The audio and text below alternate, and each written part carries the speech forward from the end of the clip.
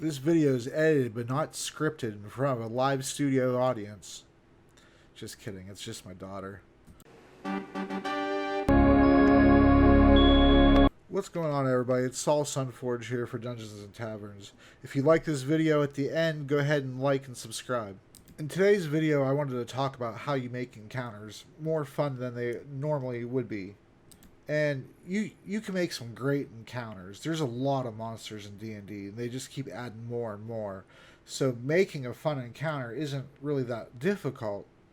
But I think you should probably try to make some of your encounters, not all of them, because you don't want it to start to feel like samey. But a lot of your encounters, you can make them more dynamic by adding in things like weather, time of day, location. For instance, you can have a group of low-level adventurers fighting some goblins in the forest or something like that. Or you can have a group of adventurers trying to charge up a hill as goblins are running down, raining, pelting them with bullets and bolts and, casting spells at them or throwing nets at them. That's way more fun than just fighting amongst some trees, If there's a way that you can add more stakes to the fight, that already makes it more dynamic and interesting. The easiest way that I could think of off the top of my head is to make the encounter timed. If you make the encounter timed, then the players are going to feel the pressure as the rounds tick, tick, tick. They're going to feel more and more pressure to get the job done. And maybe as a DM, if you see that the players are just mopping the floor with your encounter, you can add things like complications to the encounter. Say they're fighting in a cave or something, and the creature they're fighting is, it's in its death throes, but it's bashing about and going crazy. It's just going off, and it smashes one of the foundational cave walls, and it just starts causing all these rocks to fall. The players are having to make deck saves and, to avoid the falling rocks and things like that. Or they could try to use the falling rocks to lure the enemy in. So this way the falling rocks of its own layer just, do the finishing blow. And, it's a very creative solution. Your players are going to love it. And if you make your campaign, or your sessions rather, and then overarching your campaign more dynamic through your fighting, your players are going to actually love fighting. They're going to love to be into those fights. And we all know that D&D fights take an hour, sometimes longer, especially if you have 5, 6, 7, 8 players, and they're at a high level. And they all have feats. And if you're playing online too, that takes forever. And if you could make the fight dynamic, it's not going to feel that bad. The burden of how long it takes is going to be meaningless. It's kind of like if you talk to somebody that you love talking to, hour and a half of time on a Facebook call can feel like 5-10 minutes. Then, so that's what you do with the fight. It's that equivalent. Another thing that you can do to make your encounter more dynamic is to have it elevated.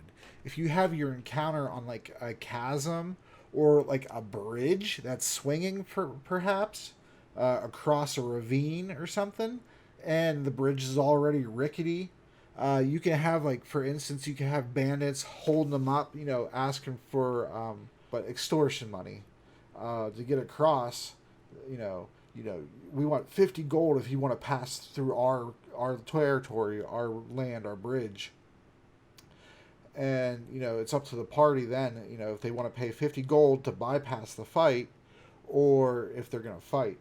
And if they choose to fight, well, you better make sure you incorporate that bridge, and you make sure you incorporate how far down the fall is. And you can add in a bunch of cool shit, man. You can make it so that pterodactyls or something are flying enemies, and they're indiscriminately picking between you and these bandits, and so you and these bandits end up fighting the pterodactyls or the birds or griffins or whatever you'd like to make it, and then you turn back to fight each other at like the same time. but it's like you're both allies at the same. It's you can do so many cool things, man, with fights.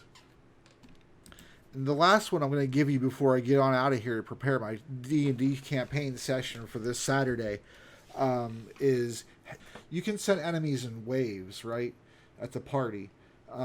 So say the party, you could combine it with you could combine it with a defense point, right? That's another good way, is to make it so the party has to defend something for a certain amount of time. Say 10 rounds is a pretty good amount of time. You know, you can even make it 5 rounds if you want, or 6 rounds, whatever. But you can have the party defend a location, like a tavern, or, you know, a ballista, or a caravan even that they're escorting along. And then you can send enemies in coordinated waves. They don't have to be coordinated if you don't want to, but in certain circumstances, if the enemy is intelligent, you can make the waves coordinated. And you don't have to make it like the traditional wave that you would think in a video game would be, where the boss is at the end or something like that. You can mix it in. That's another dynamic that you could, you know, mix up the encounter. Is the party's going to expect the boss to be at the end or something like that, right? And so you could put them in, like, if it's like going for 10 rounds, you could put them in round 7 or something like that. And the party will not expect it, right?